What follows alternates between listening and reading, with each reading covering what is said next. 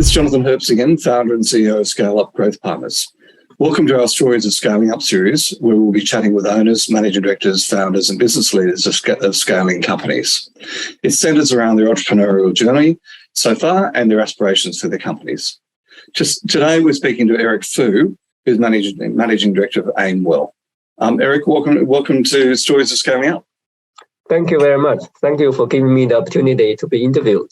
I'm looking forward to speaking to you. So tell me, why don't we start with what is Aimwell and what do you do and how long have you been going? Okay, Aimwell is an Australian company. We founded in 2017. We design, manufacture, and sell respiratory products for breathing protection, breathing training, breathing measurement, and diagnostics. Great. Yes. And 2017, so you sort of started not long before the pandemic. Yeah. What are some of the?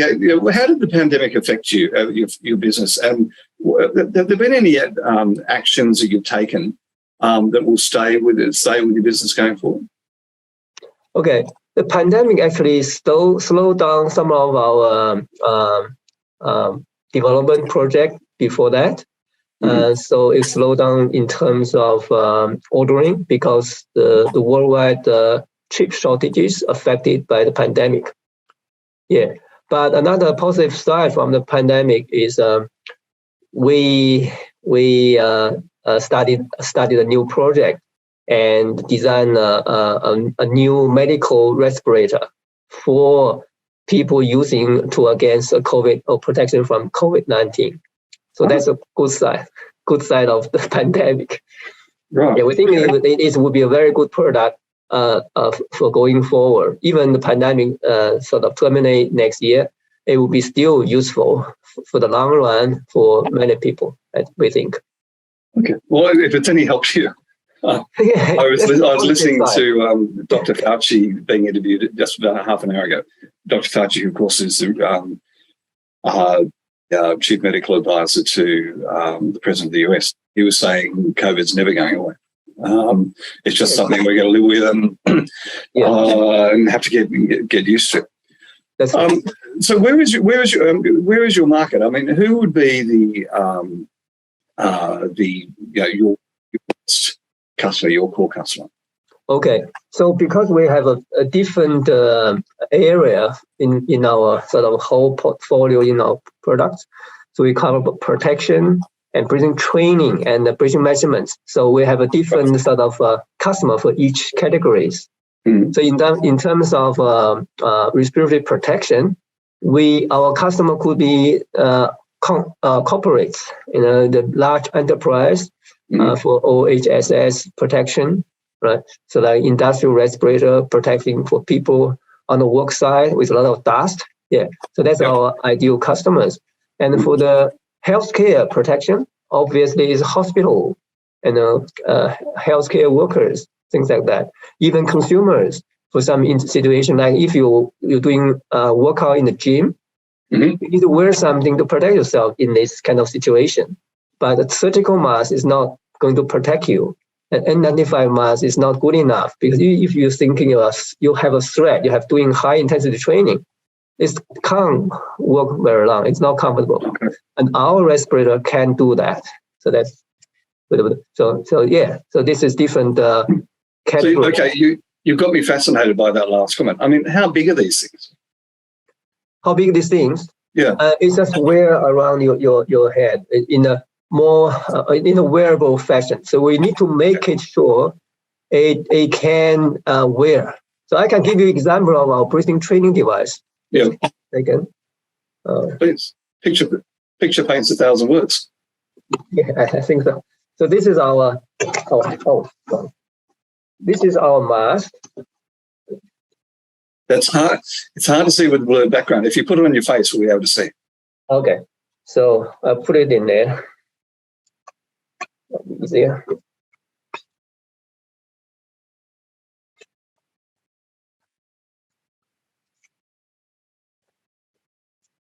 Okay, I see. So that's our mask. Imagine, so this mask can be used for many different purposes. Okay. You need to take it off again, Eric. I can't understand. So this mask can be used for many purposes. So the one I just showed you is for breathing training, right? Mm-hmm. And the same mask, if you fit to a different module, can be used for protection. Right. Okay.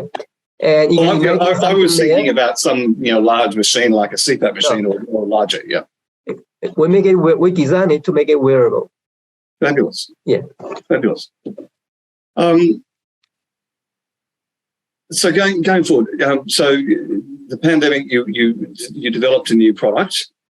What about your workforce? Because you'd have do you outsource manufacturing? How does that work?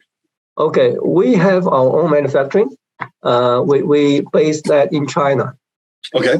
Yeah. So basically, our company is structured in such a way that we manufacture in China, and we design and marketing in Australia. Okay. So I assume you'd be having all of the issues of supply chain delays that all manufacturers and importers. Yes. Yeah. By doing structure like this, we take the full advantage of our system. Okay. Yeah. So what's the future look like, and what do you think are the main challenges for your business going forward? Okay.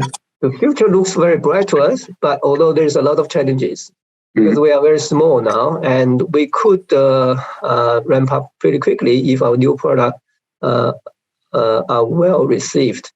Right. So we need to build up our business management resource. Mm-hmm. So we need to make sure our management is sound, and then we need more technical resources and marketing and sales resources, plus business development resources. There's a lot of resources requirement to scale up. Yeah.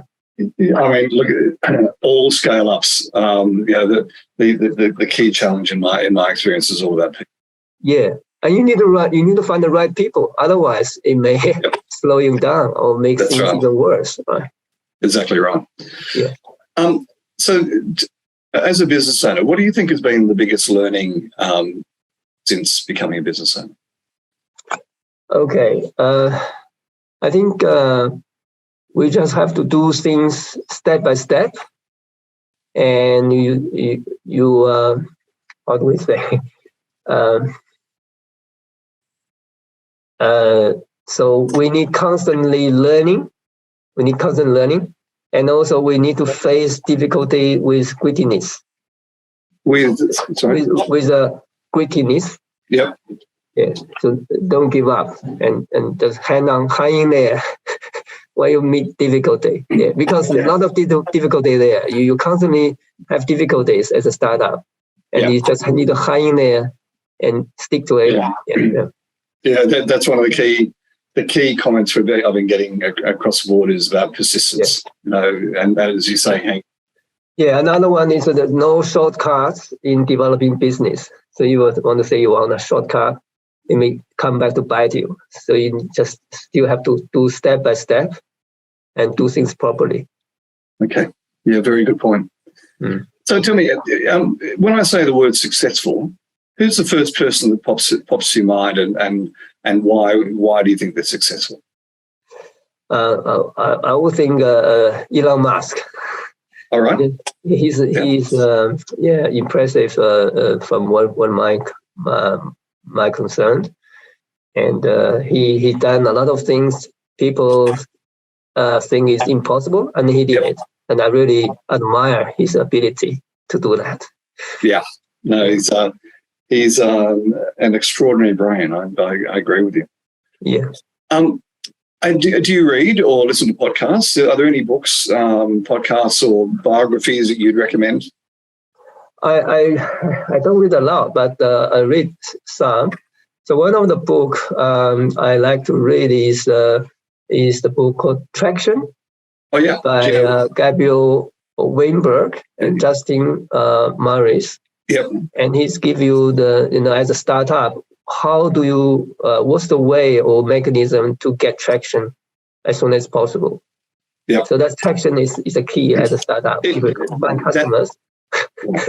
It's an excellent book, and it's some of the part of the framework I coach is based on on some of the things in traction. No, I agree with you. I'd highly recommend that it's a book to read.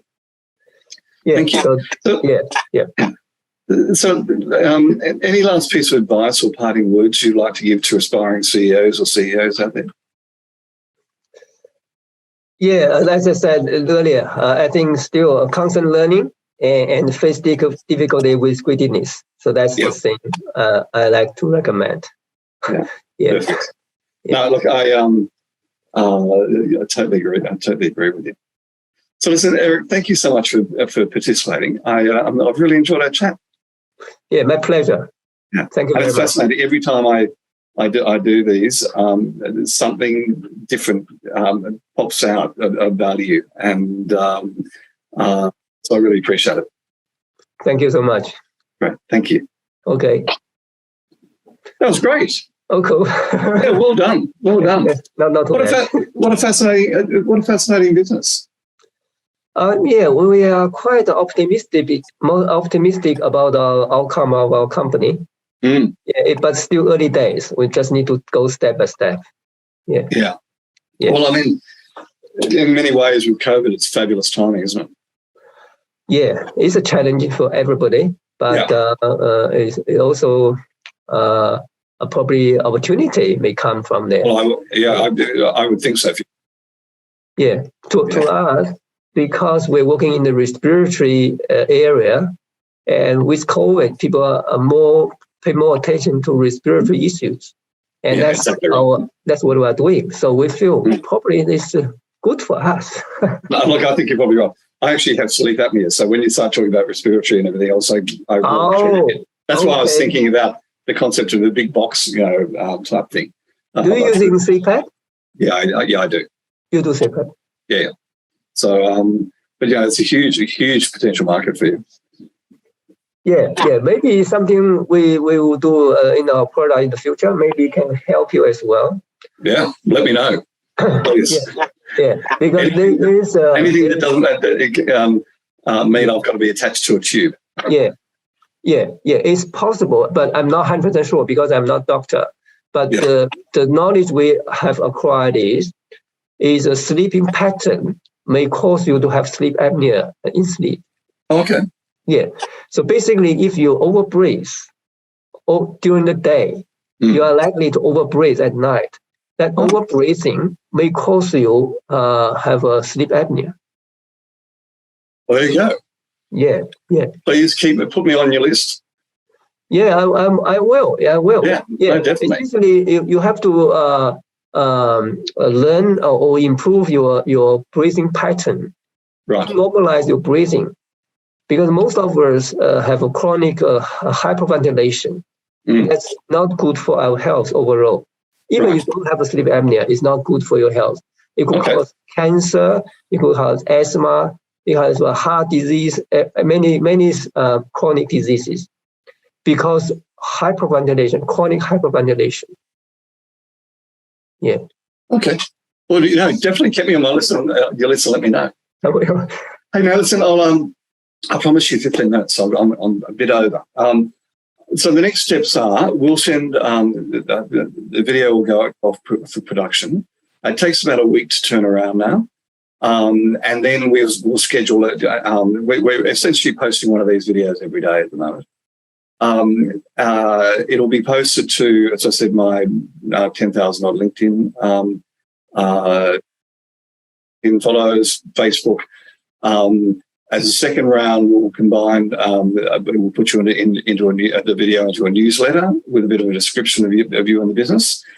And then thirdly, what I'm doing is taking out snippets, and this will be a couple months down the track, but really memorable snippets, like you'll come about Elon Musk as an example, and perseverance and stickiness. And we're going to put them into, we'll group like with like, if that makes sense, and have a theme as a follow-up. So we'll put it out there in three different waves over a couple months. But the first one, the LinkedIn, will go up probably within about a fortnight.